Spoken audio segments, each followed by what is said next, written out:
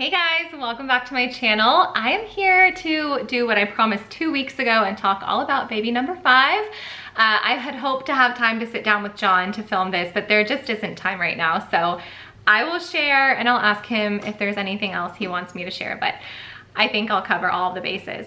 Let's go ahead and get started. Before we do, I just want to mention that we will be talking about past losses that I've had, and so just like trigger warning, you know, we'll be talking about miscarriage and things like that. So just wanted you guys to be aware. All right, let's go.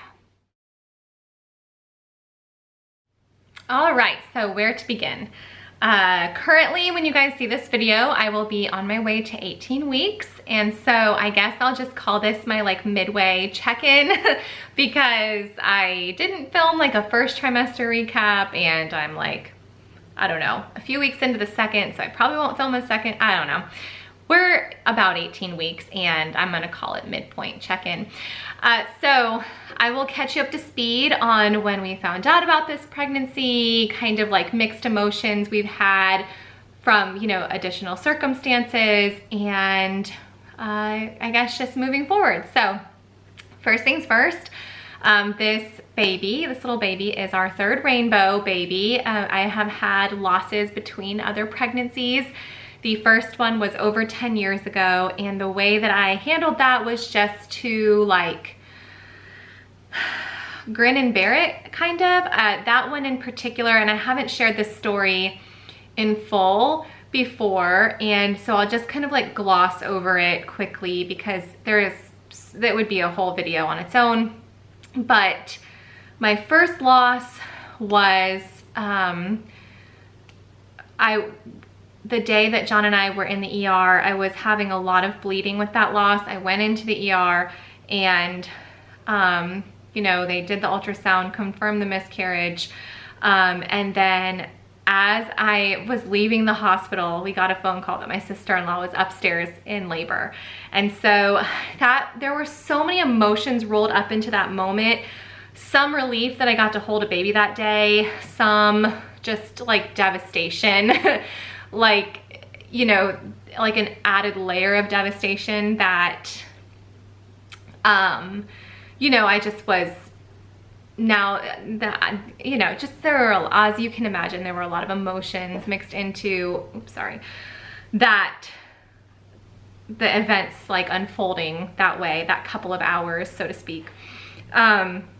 So shortly after, I was pregnant with Jesse, and I just put my all into that pregnancy. And just kind of ignored the loss that I had had. So that's how I processed that first one. Before Annie, that feels like so long ago. She's almost 5 though. So before Annie, we had a chemical pregnancy, which to me is still a significant loss. But I always see it kind of glazed over, like, oh, you know, was it a miscarriage? Was it a chemical pregnancy? As if that's a different emotion that you'd be holding onto, but it felt very much like a huge loss for me. But again, my personality is to just kind of go into this like survival mentality. So I did the whole, like, it was just a chemical pregnancy thing. And when I got pregnant with Annie, moved forward confidently, never looked back. This last loss that we had in March, and mind you, we had, you know, very healthy pregnancies in between. So never could quite put my finger on why, you know, I felt like we had more losses than the standard like 1 in 4 kind of a thing. But this last loss that we had in March happened to be on Annie's birthday, and I let myself feel all those feelings. And there are a lot of feelings to explore when you let yourself fall apart. But I did. I felt like, you know, I felt like John was a very safe place to land at that point in our marriage. I could just really come undone. He was so supportive. I explored every feeling I felt like I could have had regarding grief and loss. And so because of that, moving into this pregnancy, I actually knew the loss that I felt and kind of the fear that I had. And so when I did find out I was pregnant this time, it was met with a lot of fear. So this was the first pregnancy that I actually have been super skeptical and anxious about from the beginning. And unfortunately, lots of things have happened in this pregnancy that have not helped me kind of come down from that place. And I'll share all of that in a little bit, but everything as of right now is super healthy. Everything's come back clear and good. It's just was the beginning of the pregnancy was a little bit difficult emotionally, and that is why I didn't announce it for a while. So all that being said, kind of got the hard stuff out of the way first. When we found out about this baby, I had been convinced around John's birthday that I would have gotten a positive test, and on his birthday, I took a test at night and it was negative. I should have known not to take one at night, but I did, and it was negative, and so I was like so bummed. And I just trusted that those 5-day early tests are always right when you're 4 or 5 days early, and so because it was wrong, or because it said no, I thought I was I thought I was wrong, like I'm not pregnant. So 2 days later, I went away for the weekend with one of my girlfriends and both of our daughters for a dance convention in Orlando, and we went to IKEA. And my friend had never been to IKEA before, so we like went to the cafe first and then we walked around the whole place. So we went to the cafe and I got chicken tenders, which I already know is a mistake, like eating something fried and then having a long day ahead of you, not a good plan, but they just looked really good and I just really wanted them. So then we're like walking around the showroom and I was just like, I'm so sorry, Karen, like I do not feel good right now. Like I should not have eaten those tenders. Like I just felt so bloated. And you know, we're an hour, 2 hours, 3 hours into our time there. Again, her first time ever there. And I was just like, we really need to go back to the hotel. Like I do not feel good. So after we got all of our stuff, we went back to the hotel, and all night I was just like, man, those tenders, those chicken tenders. And really what it was I was feeling like crampy. I wasn't bloated, but it can feel the same way. And so we went to dinner that night and I just got like a part of an appetizer. I couldn't eat much and went to bed that night, did the whole weekend of the dance convention. It didn't hit me. I didn't recognize what was happening until we're driving home from Orlando. It's like midnight and I go to drop my friend off at her house, and like super TMI, but holding the steering wheel the whole way home on the highway, right? So I just felt like a little sensitive the whole way home. And as I pull into her driveway to drop her off, I leaned over to like do something, like reach something. She gets out of the car and I was like, oh my gosh, I know this feeling. Like all of a sudden it all made sense. I was like, oh, it's not the chicken tenders. And so she was the first friend I told. I was like, it wasn't the chicken tenders. Anyway, so I got home that night at like midnight. John had just managed to get the kids to bed, and I like flew into the house and I was like, hey, and I like ran straight to the bathroom because I knew I had a test, and lo and behold, it was positive. You would think after trying for as long as we had been that I would feel like doing something cute, and I had planned, you know, with other months, like, oh, this is how I'll tell him, this is how I'll tell him, this is how I'll tell him. And when it was midnight, and I think no matter if you're trying or not, when you look at a positive pregnancy test, you still have that like, oh bleep moment, like, what did I do? Like you like toy with a moment of regret or something, or at least I do, like, and but then I was like, John, and Bella came in. Bella came in the bathroom and I threw it because I didn't want her to know yet. And I threw it behind his safe, and because he has a walk-in closet in our bathroom. So I like threw it behind his safe, and she was like, what? And I was like, oh, nothing. I just wanted to show Daddy something on my phone. And she left and he didn't hear me. He was on the other side of the house. So I walked into the kitchen and I was just like, so how was your weekend? And he was like, the kids kept me really busy, or something like that. Like it was a really long night or something like that. And I was just like so stunned. It somehow still managed to surprise myself, even though we had been trying for so long. And I was like, you want to do it again? And he was like, what do you mean? What do you mean? So that's how I told him I was pregnant. He was super excited, and that helped me come out of the shock a little bit. And yeah, so I texted my midwife a few days later, and that's where we started kind of the little bit of a bumpy journey. Okay, sorry, quick pause. We had some confetti spill in the other room, so back. So that catches you up to I guess every thought I had leading up to this pregnancy and finding out I was pregnant. I don't know why I decided to go into like all of my past pregnancies real quick, but that it is what it is. I felt like it was important to the story for like how I'm processed emotionally at the beginning of this pregnancy. So I texted my midwife right away, and we waited until I was somewhere between 6 and 7 weeks. She likes to get me in for an early ultrasound.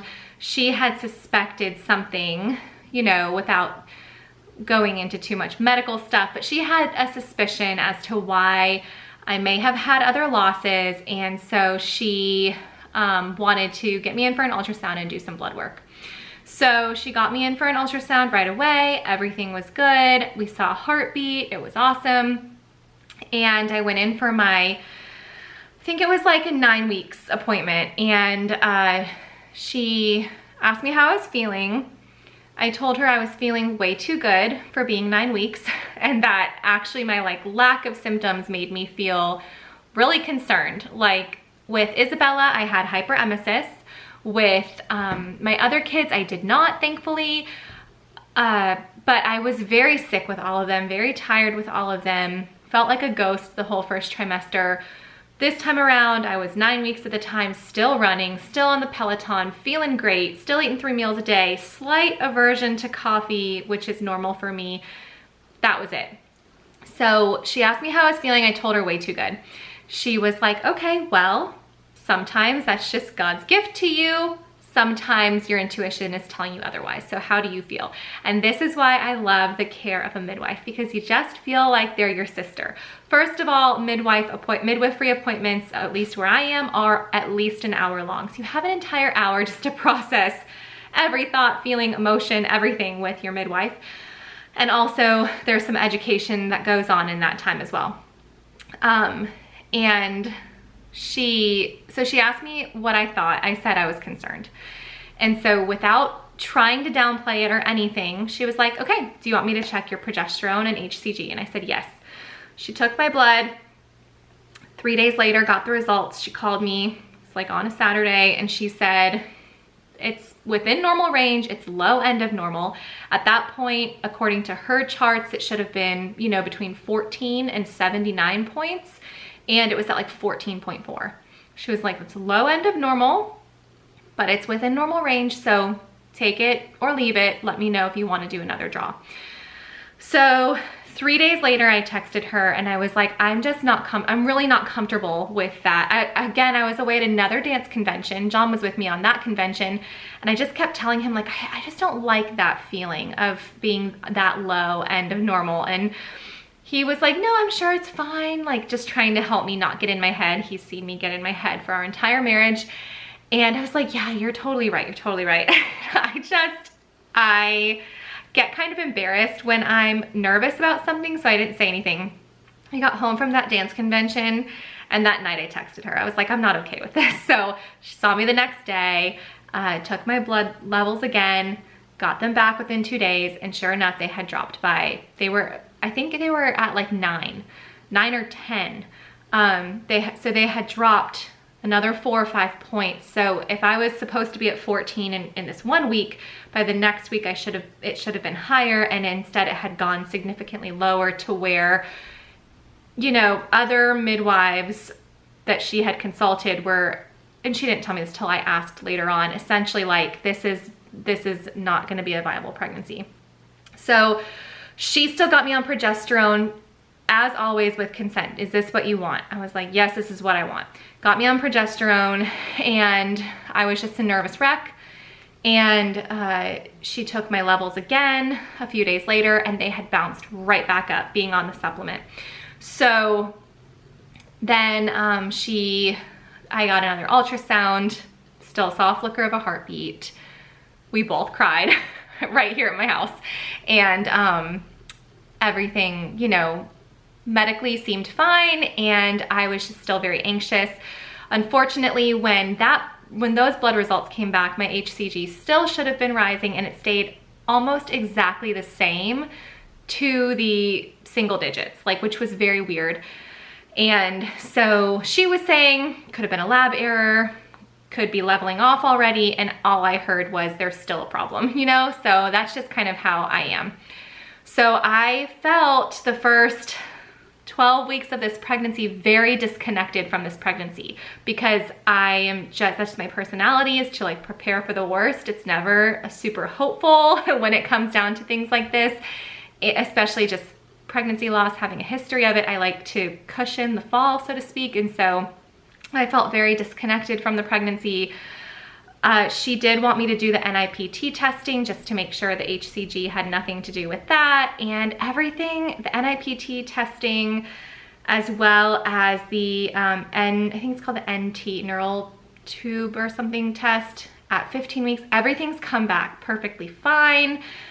Very positive. We know the gender already. I'm waiting until I have my like 22-week ultrasound before I announce it confidently, although I know it's like chromosomes, so it's not going to be wrong. But so everything is okay now, and I'm finally feeling the relief. I'm sure you saw how excited I was when I shared my video at 16 weeks, and I wasn't feeling that excitement until about that week, and just that joy about it all. So I didn't share until I felt ready to, and I felt ready to a couple of weeks ago. So that leads us up to now, almost 18 weeks, strong heartbeats at my appointments, single heartbeat at my appointments.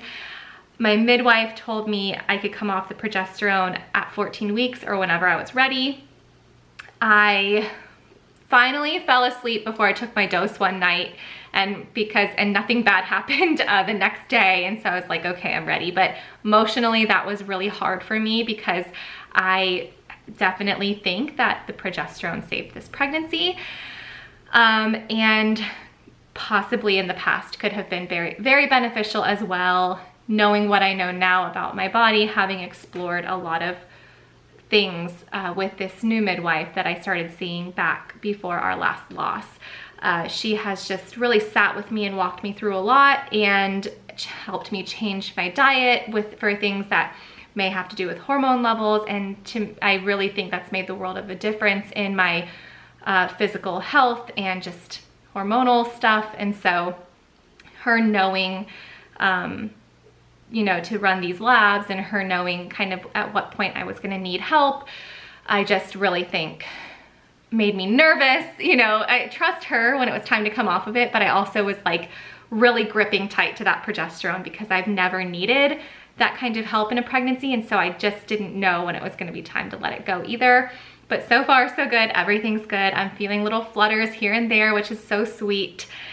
And the kids are so excited. So I had left the test by, you know, on my side of the vanity, and Bella went in my bathroom one night to get my contact solution. She ran out, and I thought she saw it. It was actually really funny. So we thought she saw the test, and so we called her, and we were like, we'll just tell her. And so we called her in the room, and we were like, Bella, what did you see in our bathroom? And I didn't even think about the fact that we keep our presents for the kids, our Christmas presents, in John's closet. And in October, there's already presents in there. She's like, I didn't see anything. Wait, like she thought we were like busting her for finding Christmas presents. It was really, really funny. But she hadn't, we were like, oh, never mind then. We thought she had seen it. So yeah. So we told a couple friends, just, you know, let them know to be in prayer. John actually told somebody the very next day. They were the first ones to know. We were at church, and he was just so excited, and told his best friend, and he was just like crying.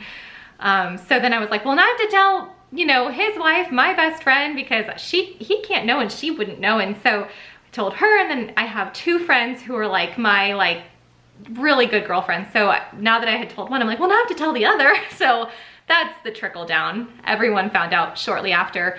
We told the kids pretty quickly after we had seen a heartbeat. And so one night I walked into Awana to pick Annie up, and her teachers were like, congratulations. And then I was like, all right, everyone knows now that Annie knows. So that's how we told everyone. Annie called all the grandparents to say I'm gonna be a big sister, and it was very sweet, and everyone is so excited. It's been 5 years since there's been a baby in our family. I was the last of my family to have a baby, and so has John. John has been as well, so it's been 5 years. So everyone is very much looking forward to holding this little baby this summer. So that's the update. That's where we're at. I will do a Q&A with John soon. If you guys want to leave questions down below, we are planning another home birth. So if you guys have any questions for John and I, leave those down below. Any suggestions for additional content, I'm gonna try to do a like second trimester what I eat in a day, maybe a second trimester week of workouts or something like that. So let me know what kind of content you want. And I will see you guys soon. Please do just continue to be in prayer for baby and I would really appreciate it. Yeah, see you soon. Bye guys.